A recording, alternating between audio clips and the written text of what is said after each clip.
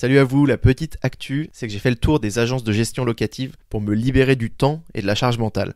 Parce que si on investit dans l'immobilier, c'est pour gagner en liberté et pas pour répondre à des messages le soir et le week-end. Comme pour tous les partenaires de Ça fait un bail, j'ai fait le tour des acteurs du marché et c'est Flatlooker qui est clairement sorti du lot. J'ai trouvé le prix hyper compétitif, 3,9% du loyer pour la gestion, et c'est déductible des impôts. Mais le plus important pour moi, c'est la vitesse à laquelle ils vont louer mon appart et la qualité des locataires. En moyenne, ils trouvent un locataire en 10 jours contre un mois pour une agence traditionnelle. C'est ça qui fait le petit plus dans la renta. Ce que j'ai aimé, c'est qu'il y a plein de choses qui sont quasiment impossibles à faire seul, et ça, je m'en étais pas vraiment rendu compte. Ils tournent une visite virtuelle, ils réalisent un reportage photo qui est hyper pro, et ils diffusent l'annonce sur plus de 15 portails IMO connus, et aussi auprès d'un réseau d'entreprises du CAC 40. Ils choisissent le meilleur locataire, mais vous avez quand même le dernier mot, et grâce à leur techno, ils assurent l'authenticité des documents des candidats. Ça, c'est hyper important. Bien sûr, ils gèrent aussi l'édition des quittances, les révisions de loyer, ils vous aident sur la déclaration de revenus. Donc économisez-vous ce temps, ça vous permettra de vous concentrer sur votre prochain projet. Contactez-les sur flatlooker.com,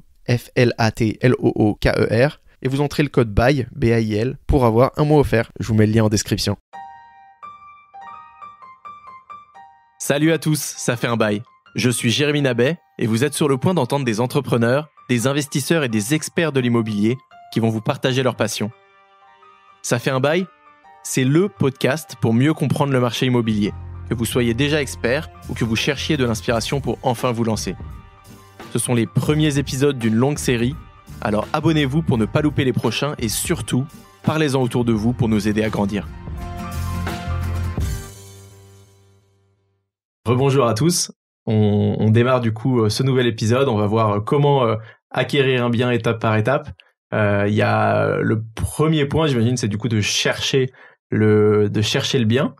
Donc on appelle ça le sourcing. Comment tu fais toi quand tu cherches un nouvel appartement ou qu'est-ce que tu conseillerais à quelqu'un qui cherche un appartement, un investissement?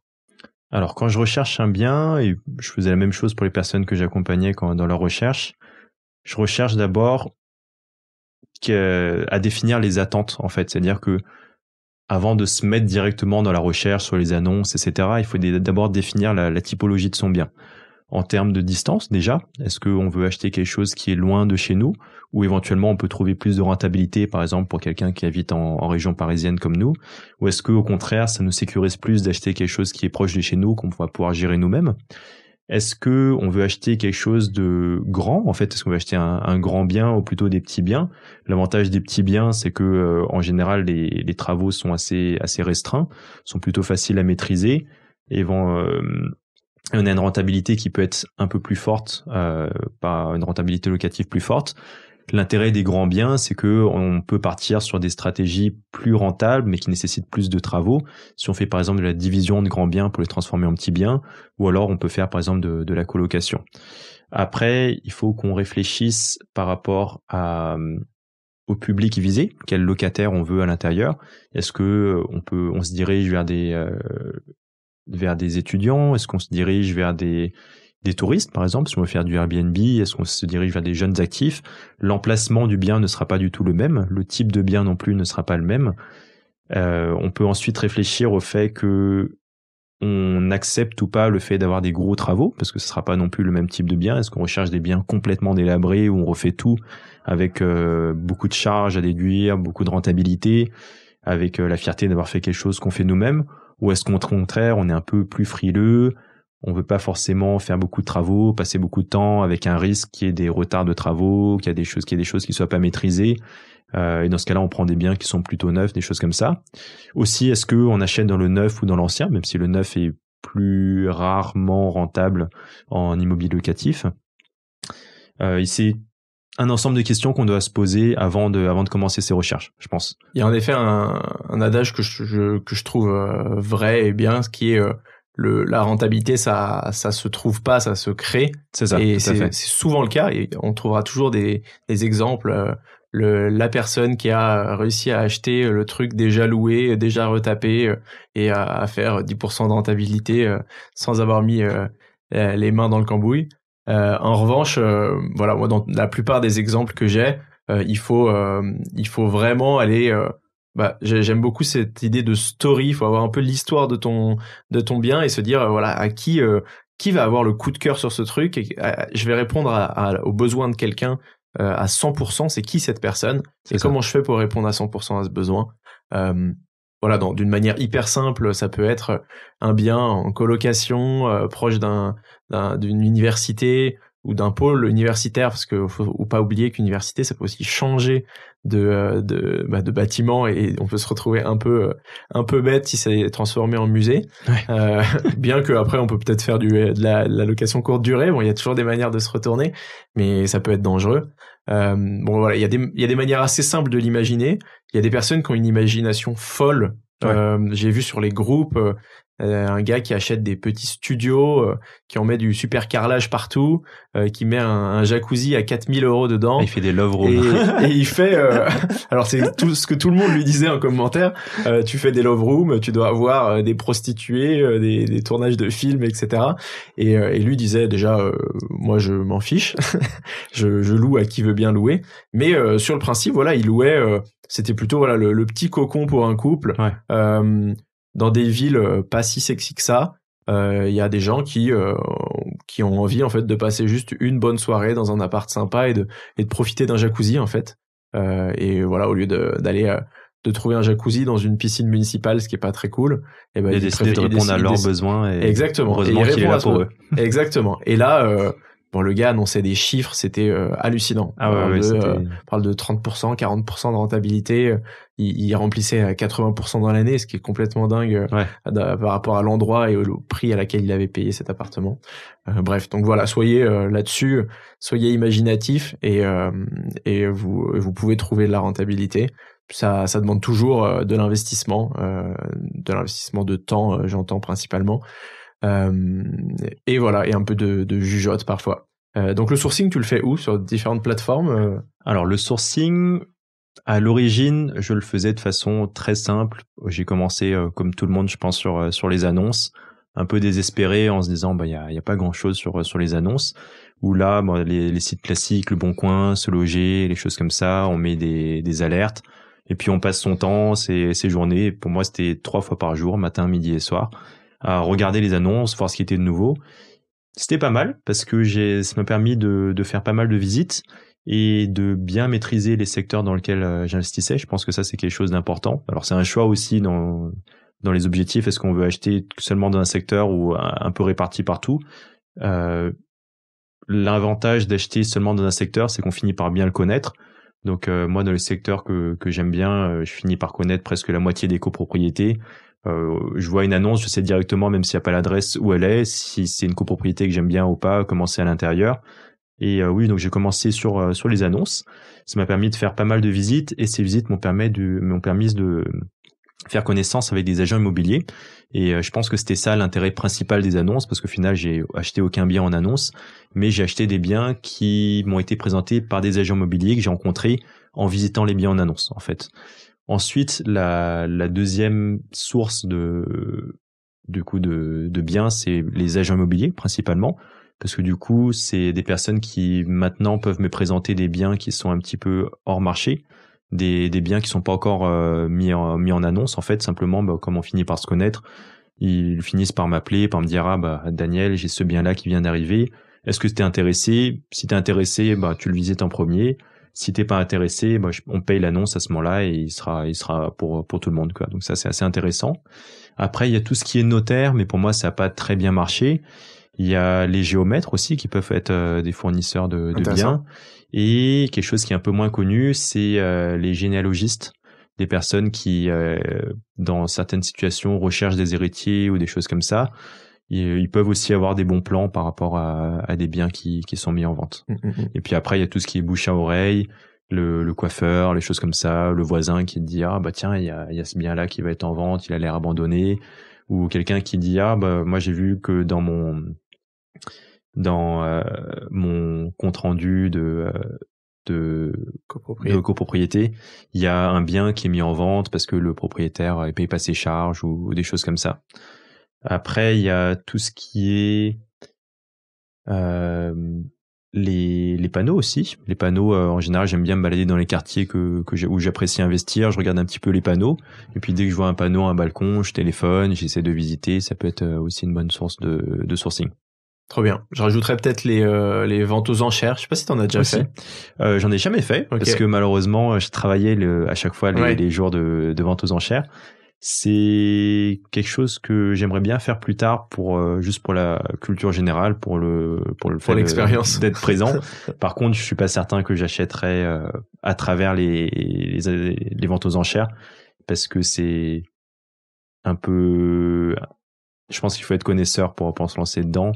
Et même si je suis passionné par l'immobilier et que j'ai un peu d'expérience, c'est quelque chose dans lequel on peut facilement se laisser piéger. Donc, oui, je suis d'accord. Il y a en effet, c'est souvent lié à des problèmes qui sont liés à du squat, un propriétaire qui n'a pas envie de partir, ou en effet d'autres squatteurs qui ont rejoint, des problèmes liés à l'immeuble, à la copropriété. Il y a beaucoup de ce genre de problèmes. Et le plus souvent, j'espère pas dire de bêtises, mais quand on achète un bien aux enchères, il n'y a pas cette forme de clause qui te protège sur un compromis. Oui, c'est ça. Donc voilà, si t'as pas de crédit après, t'es quand même obligé de sortir l'argent. C'est ça, exactement. Sinon, tu dois payer, je pense, une somme. Oui, c'est une grosse somme. Donc ça peut coûter très cher. Il faut être certain que ton banquier te suive ou alors que t'aies la somme à côté. Si le propriétaire est encore présent et que c'est quelqu'un qui avait trop de dettes, qui veut pas partir, il faut être capable de faire toutes les procédures pour le sortir. C'est des procédures qui peuvent être longues, qui peuvent te faire pas mal de cheveux blancs. Et du coup, faut avoir pas mal de courage, je pense, et d'expérience pour se lancer dans des choses comme ça. Je suis d'accord, en effet. Alors, les annonces, c'est souvent la première manière de faire. On voit, j'identifie souvent les annonces, soit l'annonce qui est toute neuve, toute récente, et là, en général, faut booster si ça semble intéressant, y aller très vite et visiter vite, essayer de faire une offre. Il y a aussi des annonces qui sont un peu endormies depuis 3-4 mois, qui ont été republiées, où là, on peut se dire, il y a un potentiel de négociation, allons-y, allons voir ce que ça peut donner. Le point qui est intéressant, c'est ces relations que tu construis avec les agents immobiliers, et c'est bien qu'ils te proposent en off-market. C'est ça. Ça, c'est un peu le rêve, en effet, d'être numéro 1, qu'on te propose le truc avant tout le monde. Quand c'est le cas, j'ai l'impression que ça t'est arrivé déjà. Ouais. Est-ce que tu te dois de faire une offre au prix? Est-ce que si t'es pas prêt à faire une offre au prix, il le met forcément sur le marché? Comment ça marche, pardon? Alors non, pas forcément. D'ailleurs, je fais très rarement des offres au prix. Je pense que ça m'est arrivé qu'une seule fois. Mais sinon, généralement, je suis très transparent avec mes agents immobiliers. C'est-à-dire que eux, d'un côté, en fait, je leur donne déjà toujours une feuille avec exactement la typologie de bien que je veux. Donc, je leur dis entre, je sais pas, cette surface et cette surface-là, entre ce prix-là et ce prix-là, pas plus de temps de charge de copropriété, éventuellement dans cette rue-là ou cette rue-là, ou pas plus de 15 minutes de ce point d'intérêt-là. Okay. Du coup, ils savent déjà exactement si le bien m'intéresse ou pas. Parfois, il y en a qui tentent de mettre des biens qui sont pas forcément, qui correspondent pas forcément, mais globalement, ils respectent plutôt bien. Donc, ils savent qu'il y a déjà un intérêt qui est retenu par rapport à ce bien-là. Et ensuite, je suis très transparent avec eux. Je leur dis, moi, mon point de rentabilité, là où je peux être intéressé par le bien, c'est ce prix-là. C'est-à-dire qu'il y a beaucoup de personnes qui vont essayer de négocier ou des choses comme ça. Je négocie beaucoup quand j'achète avec un vendeur en direct, s'il n'y a pas d'agent immobilier. Par contre, avec les agents immobiliers avec qui je travaille, je me prends rarement au jeu de la négociation et je leur dis, moi, je l'achète à ce prix-là. Si c'est au-dessus, malheureusement, ça m'intéresse pas. Et du coup, eux, ils vont après, eux, de leur côté, négocier avec le vendeur. Donc, je leur dis juste un prix à chaque fois, et après, ça va de se débrouiller. Soit ils me sortent le prix que je veux et on l'achète, soit ils me sortent pas le prix et on l'achète pas. Ok. Dans les autres cas où tu négocies avec le propriétaire, ouais. Comment ça marche? Est-ce que tu as des conseils à donner, une méthode? Qu'est-ce que tu fais pour essayer de négocier un bien et l'obtenir en dessous du prix affiché? Alors, quand on négocie avec le propriétaire, les erreurs que je faisais au début, c'était ce que j'avais vu sur YouTube, c'est de critiquer le bien pour essayer de faire descendre le prix. Donc je disais, ah oui, le plafond, là, il est un peu bas, ça, c'est pas très neuf, etc. Et au final, je me suis rendu compte que ça vexait beaucoup le propriétaire. Autant ça peut marcher avec des agents immobiliers en les rendant plus compréhensifs, autant par rapport à un propriétaire qui a vécu dans ce bien qui lui était très bien dans son bien, lui dire que c'est pas très bien entretenu, que ça c'est pas très beau, etc. Ça a tendance à descendre quelque chose qu'il chérit, et du coup ça marchait bien. Au contraire, on braquait le vendeur qui voulait plus du tout vendre ou qui lui restait sur ses positions. Je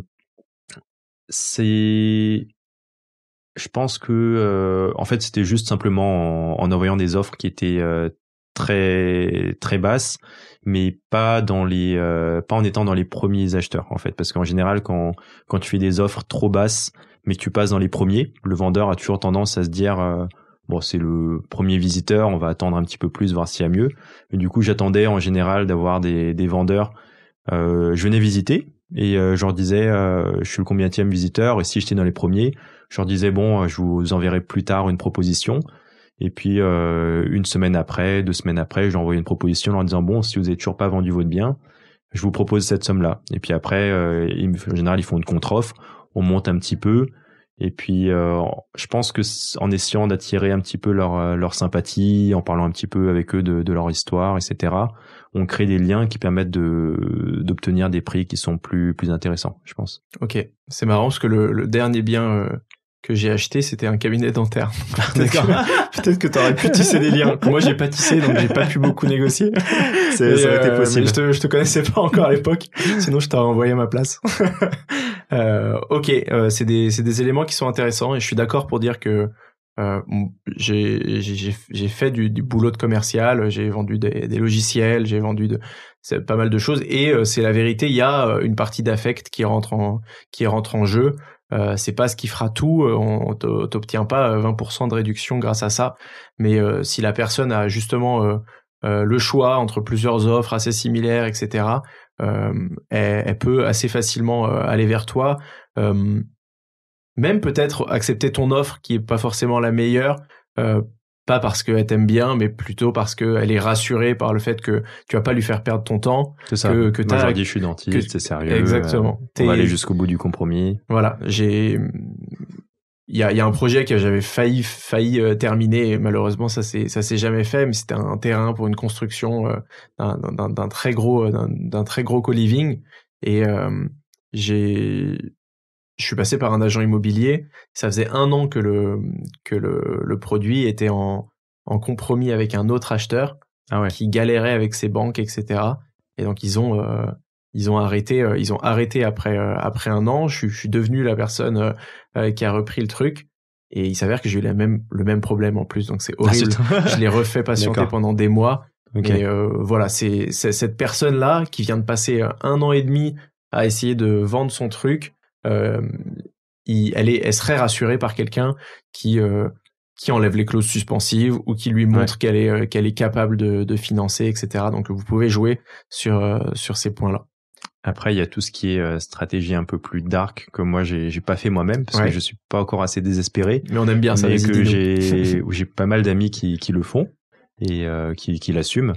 Il y a tout ce qui est la visite avec des amis, en fait, où clairement il y a une annonce, t'as un ami qui vient visiter quelques jours avant, qui fait une offre super basse pour casser un peu le moral du vendeur, pour lui dire que ton bien, il vaut pas le prix que tu demandes.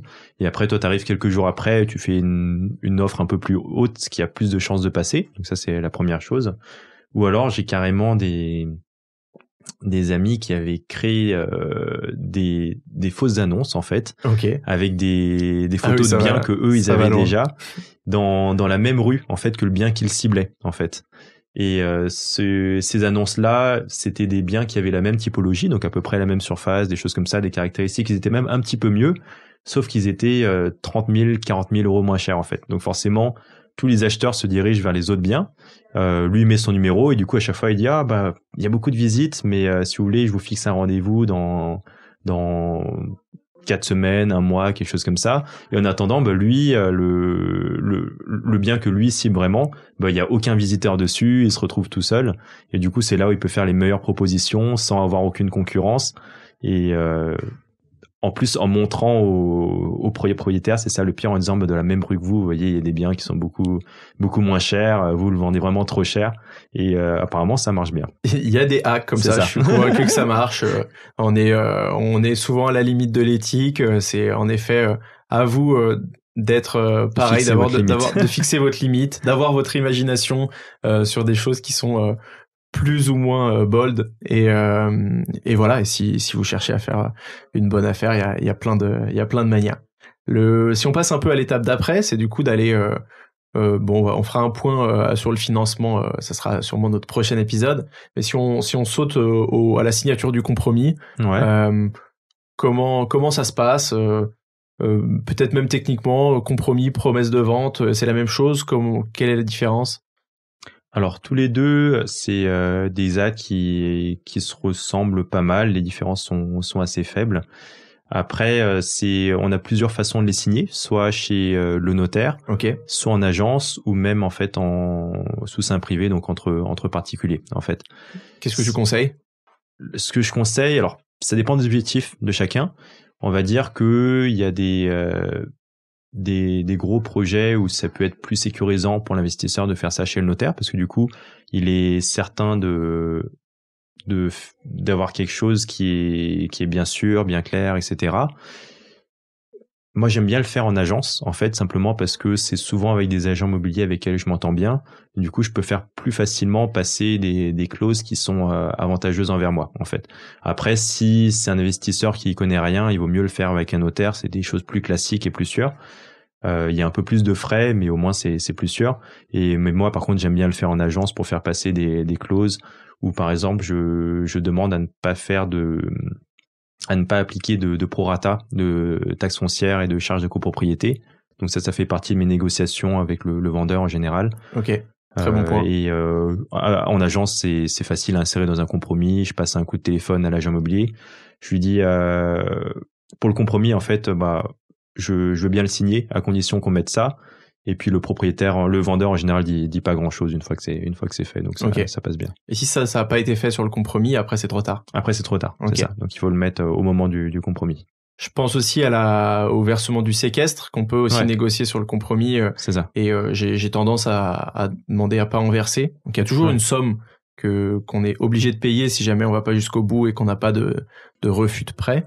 Mais il est possible, donc il y a souvent cette somme entre 5 et 10% du prix du bien qu'on doit verser au notaire entre le compromis et la signature authentique, qui nous engage entre guillemets.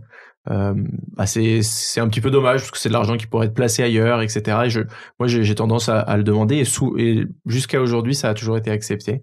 Les durées d'obtention de prêt aussi, ça c'est quelque chose que je négocie pas mal. Je leur dis à chaque fois, de toute façon, je suis sûr d'obtenir mon prêt, mais par contre, j'aimerais bien aller voir pas mal de banques différentes, donc laissez-moi un peu plus de temps. Au pire, si je trouve avant, ça se fera avant, mais laissez-moi pas mal de temps parce que le but de tout le monde, c'est que la vente se fasse, donc dans les meilleures conditions possibles. Ça marche. D'autres exemples? D'autres exemples de clauses, de petits avantages qu'on peut avoir au compromis comme ça?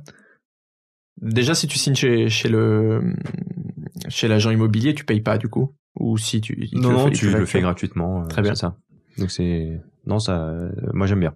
Ok, très cool. Ensuite, qu'est-ce qui se passe? L'étape d'après, c'est la signature authentique?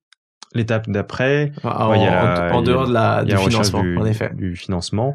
Et après, oui, c'est la signature de l'acte authentique, où là, par contre, ça se fait uniquement chez le notaire. C'est quelque chose qui est très long, très embêtant. On s'endort même un petit peu parfois. Tout doit être lu, en fait. Même des grands paragraphes pas très intéressants doivent être lus à voix haute. C'est ça. Et après, c'est tout. C'est à peu près tout. Au final, ça paraît hyper compliqué quand on l'a pas fait. Mais au final, c'est toujours les mêmes étapes. Ça prend combien de temps en moyenne? En moyenne, on va dire entre 3 et 6 mois en moyenne. Ok. Ouais. C'est vrai qu'on se parle souvent de 2-3 mois. Moi, j'ai souvent vécu plus longtemps. Ouais, toujours plus longtemps. Ouais. Parce que il y a énormément de documents à aller récupérer, même sans parler du financement qui peut être difficile à trouver. Si on a du mal à trouver le financement, on peut faire des avenants au compromis pour repousser les clauses suspensives et essayer les repousser une fois. En général, les vendeurs acceptent, ils sont pas trop embêtants.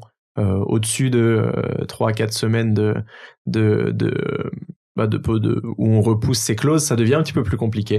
Ouais. Mais il y a d'autres choses qui peuvent bloquer la vente. On a besoin de changer la destination du bien. Donc, c'était un bien professionnel, il passe en habitation, et un bien commercial, il passe en habitation. Il va falloir avoir des autorisations de la copropriété. Il va falloir avoir tous les diagnostics du bien, s'assurer que il n'y a pas de procédure sur cet appartement ou sur ce propriétaire. Justement, oui, quels sont les documents à vérifier, en fait, à quoi sert ta notaire, et on parle souvent aussi de la relation, qui c'est intéressant d'avoir une bonne relation avec son notaire. Qu'est-ce qu'il faut vérifier justement avant de signer, de mettre le dernier coup de stylo sur cette opération? Tout ce qui est diagnostic technique, ça c'est intéressant à voir s'il n'y a pas de soucis qui entraînent des gros travaux après, des choses comme ça. Voir aussi tout ce qui est les performances énergétiques pour un investisseur, c'est important parce que bientôt tous les appartements qui seront classés à partir de F, il y aura des soucis au niveau de la location plus tard, où il faudra afficher éventuellement le prix des travaux nécessaires pour pouvoir amener le bien à un niveau plus performant. Super, j'en profite et je le redis, je crois que je l'ai déjà dit sur un épisode, je cherche quelqu'un, un expert qui puisse me parler de ces rénovations économiques, écologiques qui sont possibles, de ces nouvelles règles qui vont en effet empêcher de louer en dessous d'un certain stade. Je sais que voilà, il y a plein de rénovations plus qui sont pris en charge avec la rénovation à 1 euro, etc. S'il y a quelqu'un qui s'y connaît bien, ou si vous avez quelqu'un dans votre entourage qui s'y connaît, j'aimerais bien avoir un sujet là-dessus. Plus j'ai un associé sur Echoes, l'agence de podcast qui a un podcast qui s'appelle The Big Shift sur l'environnement et la transition écologique, et c'est des sujets qui l'intéressent aussi. On pourrait même peut-être faire un épisode The Big Shift Fit ça fait un bail. Donc voilà, si vous connaissez quelqu'un, envoyez-moi un petit message sur LinkedIn ou sur mon mail. Ton notaire va gérer aussi tout ce qui est le partage des différentes sommes en fait. Ce que tu dois à la copropriété éventuellement, ce que l'ancien copropriétaire doit à la copropriété, tout ce qui est prorata de taxes foncières, de charges de copropriété si c'est inclus dans les clauses. Et éventuellement, là ce qui est important aussi, c'est de faire une dernière visite du bien avant de signer l'acte authentique, de façon à voir si rien n'a changé depuis le compromis, parce qu'il est censé rester en l'état, et voir si l'ancien propriétaire a bien vidé tout ce qu'il était censé vider. S'il y a encore des choses, éventuellement le notaire va peut-être mettre une somme en séquestre pour payer des déménageurs, vider le bien, etc., faire les travaux adéquats avant que tu aies le bien. Ok, très bien. Écoute, merci beaucoup. Je pense qu'on a eu toutes les étapes, une par une. Celle d'après est bien sûr souvent les rénovations et tout le temps la mise en location. Voilà, je pense qu'on en parlera dans d'autres épisodes, et j'espère que ça vous a plu et que ça vous a éclairé sur ces différentes étapes. Ça fait un bail, c'est terminé pour aujourd'hui. C'est toujours plus facile d'avancer sur un projet immobilier quand on peut en parler autour de soi à des gens qui s'y connaissent. Alors partagez cet épisode au maximum de monde avec votre entourage, abonnez-vous, faites abonner vos amis et votre famille. Et pour nous soutenir, mettez un commentaire et une note 5 étoiles sur Apple Podcast. Ça nous aide beaucoup. Ça fait un bail est produit par Echoes, un studio de création de podcasts pour les marques. Si vous avez un projet audio, contactez-nous sur www.echoes.studio. Merci d'avoir écouté jusqu'au bout et je vous retrouve très bientôt pour un nouvel épisode.